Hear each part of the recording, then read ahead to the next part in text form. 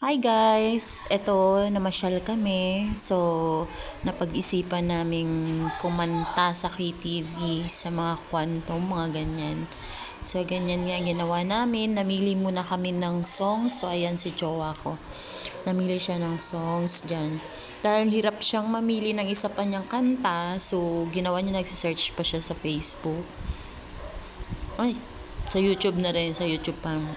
So, dahil hirap na hirap yan sa pagpili ng isa pang kanta, ang ibig sabihin niyan sinabi na lang niya na wag na 5 kanta na lang. Kasi sa KTV na yan, 5 minimum na kanta, or sabi niya sa akin, 6 na lang daw para tag-3 kami. Tapos yun nga, ang nakuha namin 5 lang talaga. Dahil wala na talaga siya makita kanta na gano'n dyan. So, yun na nga. Yun natin. Sorry guys, may background, may kapitbahay kami. So, dahil nahirapan siyang maghanap ng kanta nga dyan, ginawa na, nag-decide na lang siya 5 na lang. Kasi punta na kami doon sa counter.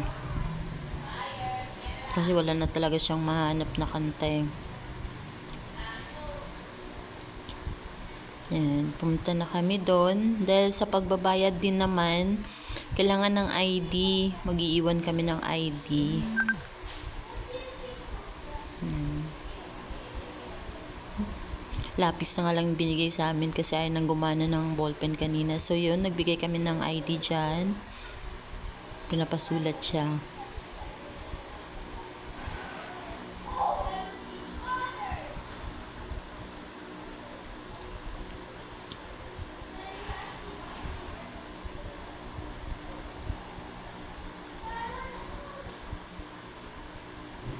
So, ayan, sinulat na nga niya yung pangalan, tsaka kung anong oras kaming pumasok or nagsimula. Papasok na ni kuyang, operator yung, bubuksan na niya. Tapos, i-operate niya yan sa loob.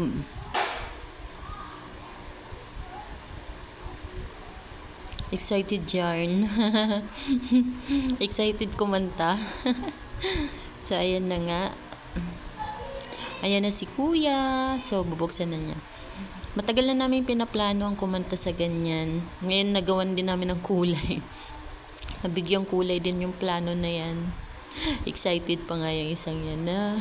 Ayan na. Sabi niya, vlogger ba kayo? Nagvi-video kasi ako. Pag-isipan ko mag-video eh. So, yan nga guys. Kumanta kami dyan. Binigay na niya yung songs na napili namin. Saka yung token. Bali, ang token dyan, 2 per songs yung isang kanta, 2 tokens ang ihuhulog niya. Tapos yun, i-operate na lang niya yan. Bali, nakalock talaga yan, di mo talaga magagalaw sa loob yung operate niya.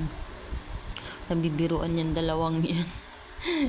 Kung ano daw yung mga if ganun kay Celine Dion na kanta, or di kaya yung mga EG sa ganyan. So, ayan guys. Pakanta na kami dyan. Yan, haba ng video ko. Bali, puputulin natin ito sobrang haba, ha? Mamaya naman yung paano kumanta. Kasi, guys, ang ganda ng mic dyan. Sobra. Wait lang guys, ha? Putulin muna natin sa haba ng video na to.